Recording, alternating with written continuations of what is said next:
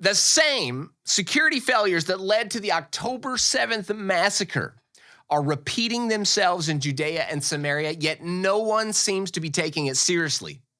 I sincerely hope that the Israeli high command stops following international opinion and does something before thousands more are lost. I'm Joshua. We're going to break it all down right here on the Israel Guys.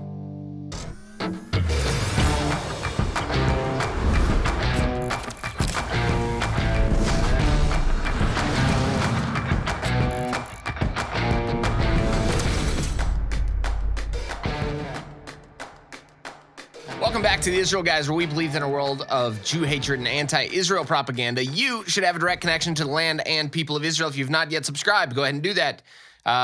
Subscribe on our YouTube platform as well as all of our other social media platforms. Guys, let's dive into this subject. To understand the situation here in Judea and Samaria, we've got to go back and understand what happened, the failures, the historic now failure that happened in Gaza. Let's look back at what the Israeli government did. Immense terrorism, trying to deal with Hamas and all the other terror organizations working in Gaza. What was the idea back in the day? Well, 2021 came around. Israel decided to, they finished a 40-mile-long security border between Gaza and Israel. This cost Israel 3.5 billion shekels. Mass, and we're talking about an extremely technological fence, one of the most technologically advanced fences known for a border with a country. Like, we're talking about extremely advanced system. We're talking, high and down below and over the sea and sensors and advanced radar systems and remote operated weapons even and intelligence systems of being able to bring things from afar, monitoring systems, all of this. And the defense minister at the time was Benny Gantz. I'll quote him. He says this: "The barrier is a technological and creative project of supreme importance, which takes away from Hamas one of the capabilities it tried to develop and places an iron wall, sensors, and concrete between Hamas and the residents of Israel's south." We know today that that's not true. It failed. And why did it fall? October 7th, as we all know, the incredible failure of October 7th, which led to the massacre of nearly 1,300 Jewish people on that very day. The wall was breached. The defense minister was wrong. They were able to succeed in busting through. So what actually happened? We all know what happened on this October 7th, but what happened before that led to the failure of such an incredibly technologically advanced system? Well, the Gazans had destroyed the buffer zone. The security buffer zone was no longer there. They were able to go all the way to the fence. They were able to get all the way in. They destroyed the buffer, the security buffer that was needed to protect that fence. Destroy the buffer, then you destroy the fence. That's literally what happened. The buffer, if the buffer is destroyed, the security buffer is destroyed, your technologically advanced border fence will be destroyed. That is the lesson of October 7th. Do not trust in your systems if you are not following through with the full advance of the system. You have to have security buffers. We'll make a point of this in a little bit, but this will make much more sense in a moment. Anyone think that this situation in Gaza has any bearing on what is happening here in Judea and Samaria? Well, I can't imagine why not. If you think terrorism is only happening in Gaza, you are absolutely wrong.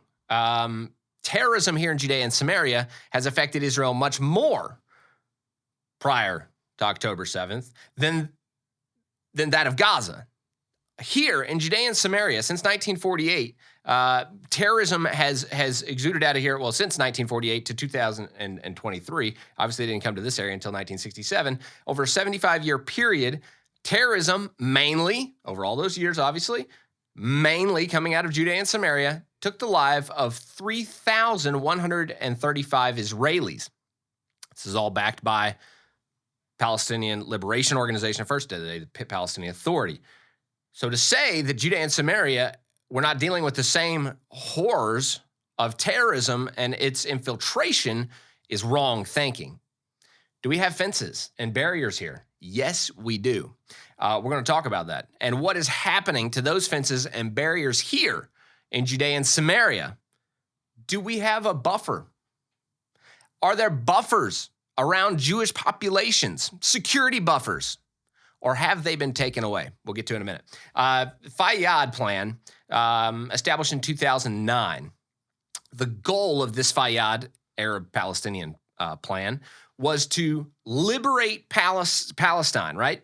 So what was the goal? How do you liberate Palestine in the Palestinian Liberation Organization and the PA's method?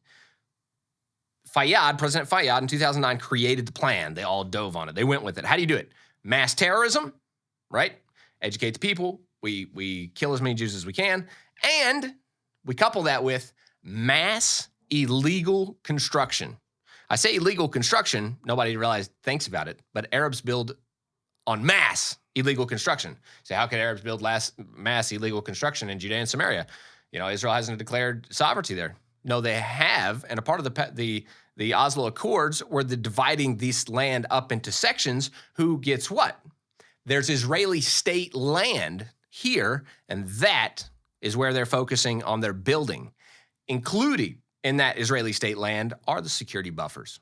And do you think that the Palestinian Arabs and the Fayyad plan have focused on that security buffer? You better believe they have, and they've done it in mass. Hang tight and we'll show you a map in a minute, but I want to continue this discussion. Over the years, they've not only killed 3,135 Israelis through terrorism, again, majority out of Judea and Samaria regions here, they've also built over 100,000 illegal buildings on Israeli state land. Okay. So we're talking about the response to terrorism in Judea and Samaria.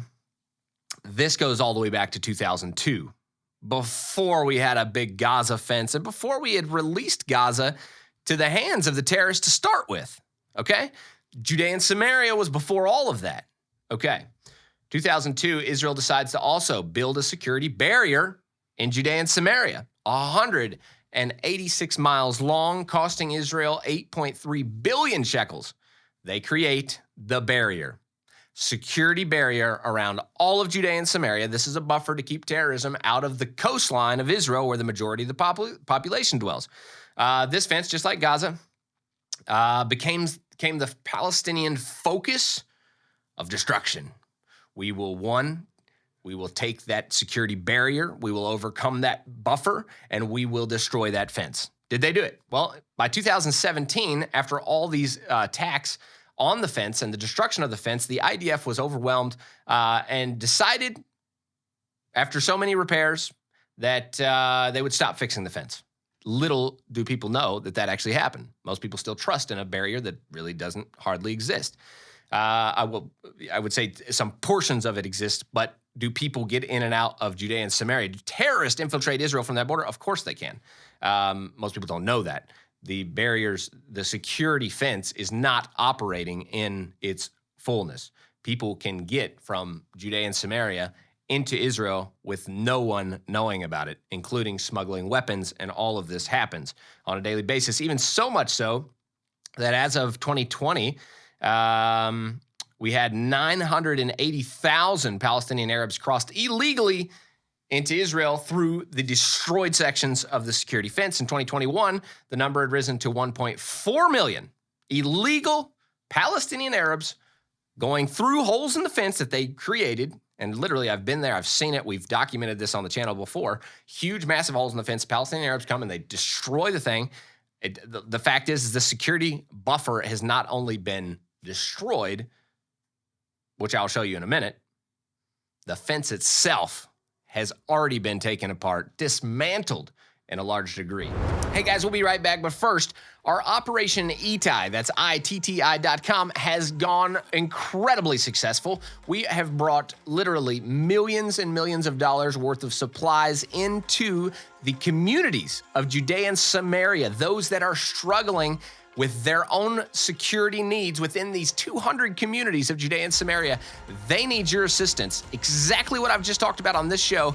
They need more than ever now this equipment, and we have a route from America, from our suppliers in America, that are bringing it directly here to Judea and Samaria, working together with the governors of the Judea and Samaria area here. We're bringing the supplies in, this bulletproof vest, helmets, even thermals and night vision. All these items are coming directly to the security teams of the communities to be sure of one thing, and that is that they will be safe, their families, their children will live safely here in the areas of Judea and Samaria. Partner with us right now. Go to OperationETI.com. That's OperationETI.com. Okay, we're going to get to the mass wake-up call of this very important topic. The Gazans, just like the Gazans, the Palestinians are following the same tune. Again, destroy the buffer zone, destroy the fence, destroy the people. That is their methodology. This is the Fayyad plan. They have it written down. This is how you do it. Let's look at the map. I won't hold you back any further. This map, if you do not believe me up till now, says it all. Let's pop this map up. Take a look at this. We're looking at these little red dots, the illegal Palestinian construction, overwhelmingly where? In the buffer zone, right on the line. Ladies and gentlemen, would you please wake up to what is at Israel's doorstep right now before October 7th again occurs all over the entire nation of Israel? Look at that seam line, that border, that buffer zone, trying to keep back 2 million hostile Palestinian Arabs from flooding into Israel's main artery, Israel's main life. Millions of Jewish people living in these areas only miles from this line. The illegal building follows the Fayyad plan to a T, and it's only within a mile to 2 miles, 3 miles. Look at that map. These massive population centers of Israelis are only just minutes from that buffer zone that has been destroyed with the intent of annihilating, just like on October 7th, annihilating the Jewish people. Do not mistake what they're doing and what their goal and their accomplishment will be when there exists no more Israel. We cannot allow that to be successful. That's why I'm telling you right now that you must wake up. We must, wake up the world. I'm an international. If I was an Israeli, I'd be waking up my political leaders to say, do something. I'd be going to the IDF command and saying, this is unacceptable.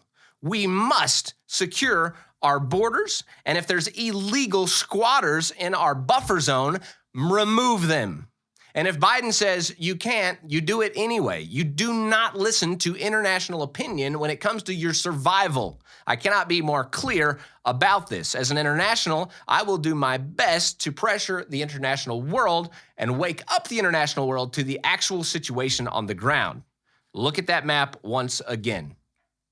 Their intent is to annihilate the people of Israel, just like they did on October 7th. If you find one leader in the Palestinian Authority that has gone along with this whole Fayyad plan from the beginning of taking over Israeli state land that you, the international opinion, declared was Israel with the Oslo Accords, you reject it when the Arabs actually seize Israeli state land. No one ever mentions that that's illegal according to international law.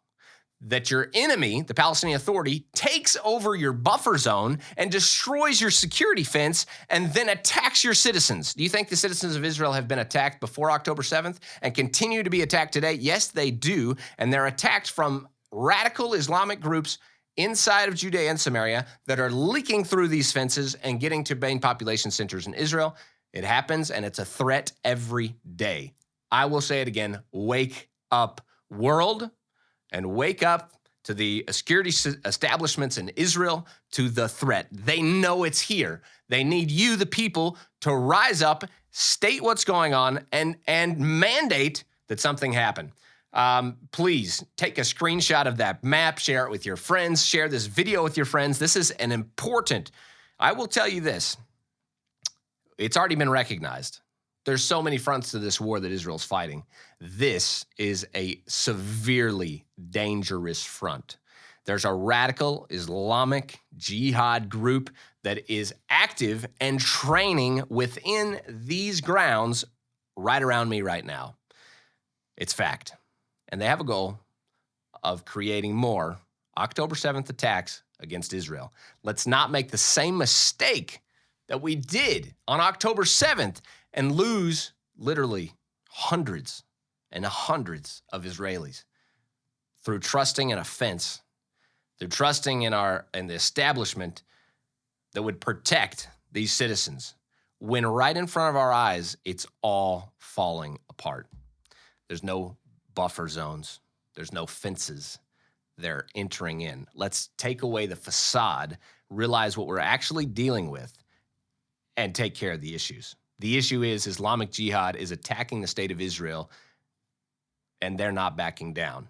We must rise up, defend the people of Israel, and support the people of Israel to defend themselves against this radical jihad that is fighting them right now. Guys, in conclusion, all of this content is from Regavim, dear friends here, very meticulously put together material. The guys at Regavim are incredible. Watchdog organization that is doing an incredible, incredible work. Anyone that's able to look more into Regavim and their work, please do so.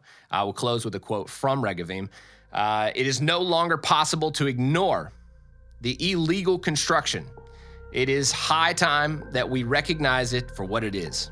More than the hostile takeover of Judea and Samaria's open spaces and beyond territorial annexation, the illegal construction that has erased the security buffer zone is an immediate and undeniable threat to the security of every man, woman, and child in Israel.